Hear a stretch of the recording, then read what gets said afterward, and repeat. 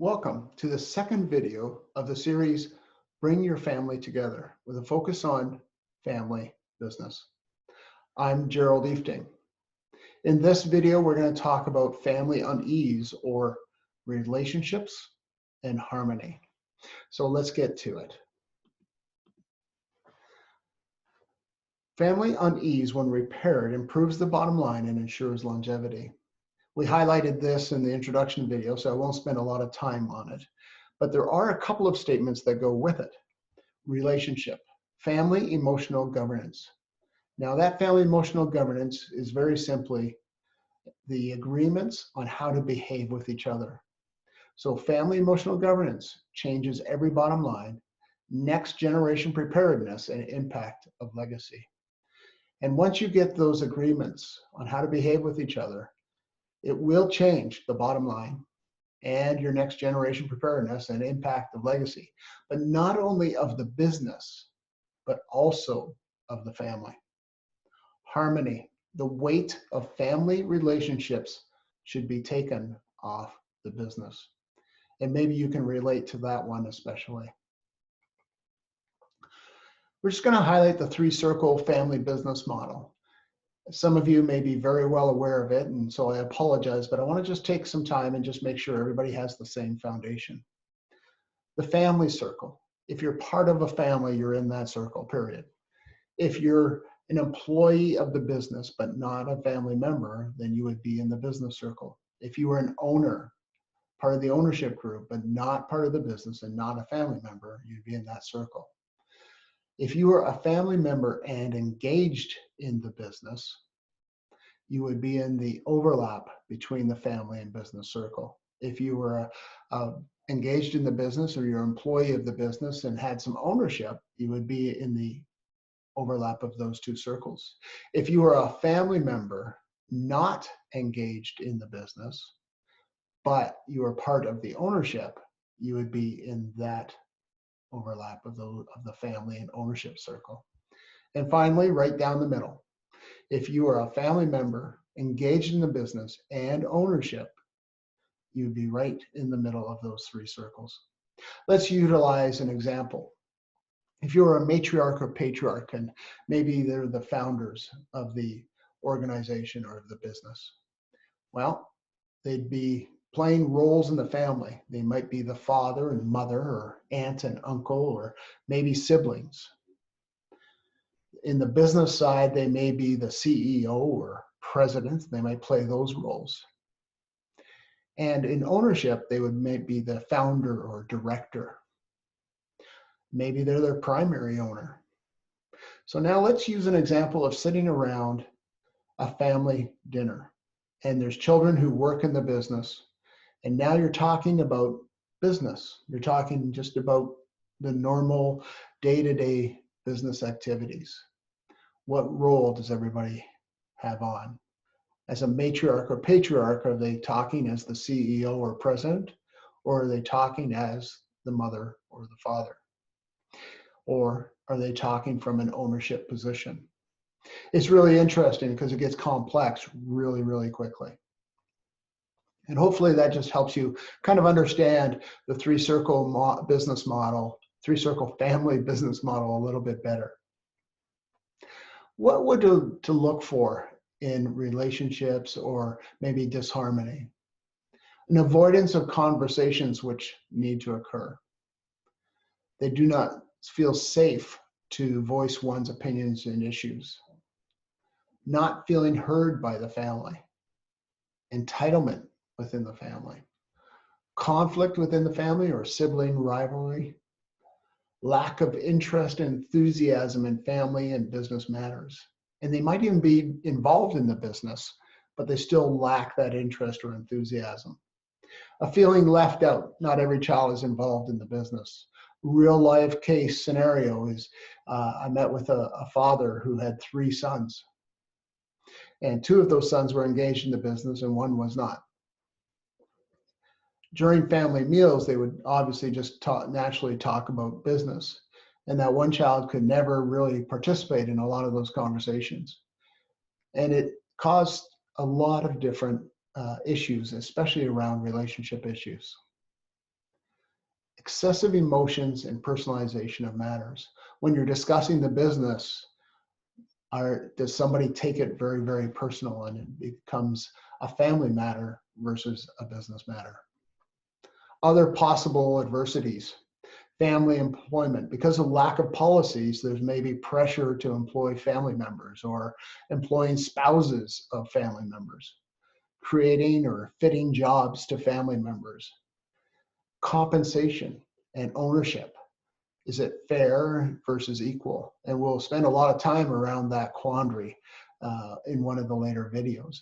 But very simply, around compensation is, if you have all your children involved in the business and they play a number of different roles, are they compensated the same? Are they equal? Or is it fair? Difficulty picking the next leader. Emotionally unprepared heirs. How do you prepare the heirs of the business, the heirs of the family enterprise? Lack of vision or a misunderstanding maybe of the vision. And I love the picture to the right. Rattlesnakes may be found in this area. They are important members of the natural community. They will not attack, but if disturbed or cornered, they will defend themselves. I'm going to reread it with a small change. People, your children, our family, may be found in this area. They are important members of the natural community. They will not attack, but if disturbed or cornered, they will defend themselves. It is the behaviors of individuals that will have impact and have the most significant influence on ownership decisions, business decisions, and family relationships. The one common denominator between the family, the business, and the ownership circles, the human being, the people. And we call that behavioral risk. You see, the people are the greatest potential, but could also be the greatest risk. Thus, behavioral risk. One of the world's pioneers in applying neuroscience to business is Janet Crawford.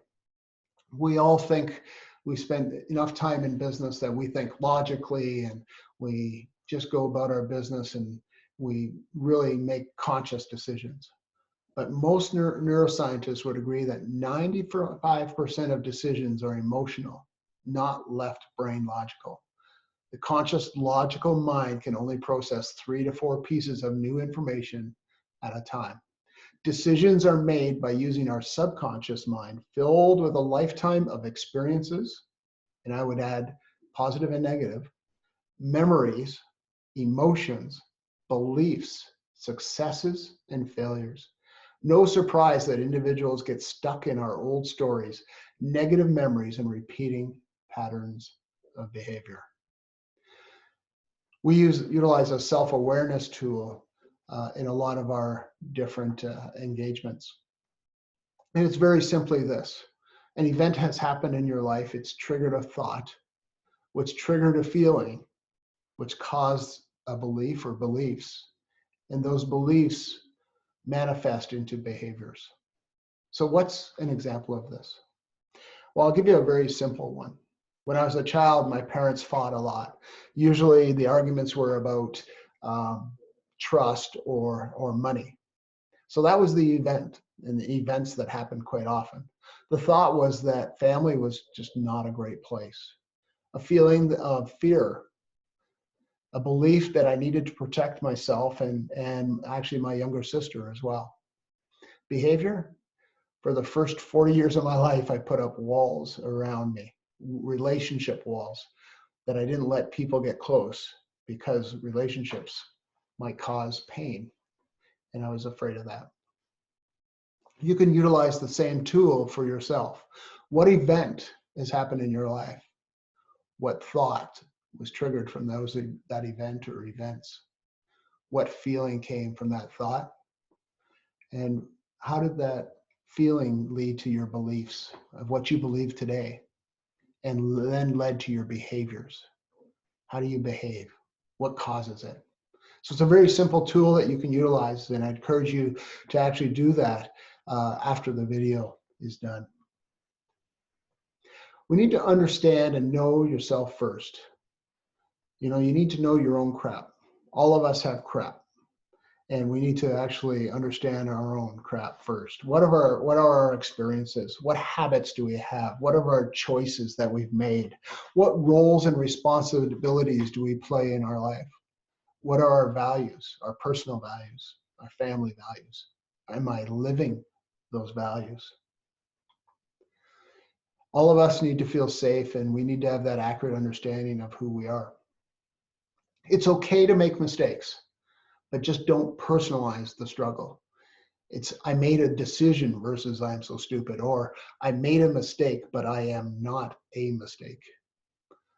You know, when you make a mistake, you control whether it's a win or a loss. If you learn and get better, it becomes a win. Just wanted to share that with you. Every individual in your family is unique. They're different from the rest. I have 4 children. We're a blended family, and each one is very unique. Some you may relate to better than others. But for each person, we need to have this kind of conversation. This is who you are. I see you. I love you.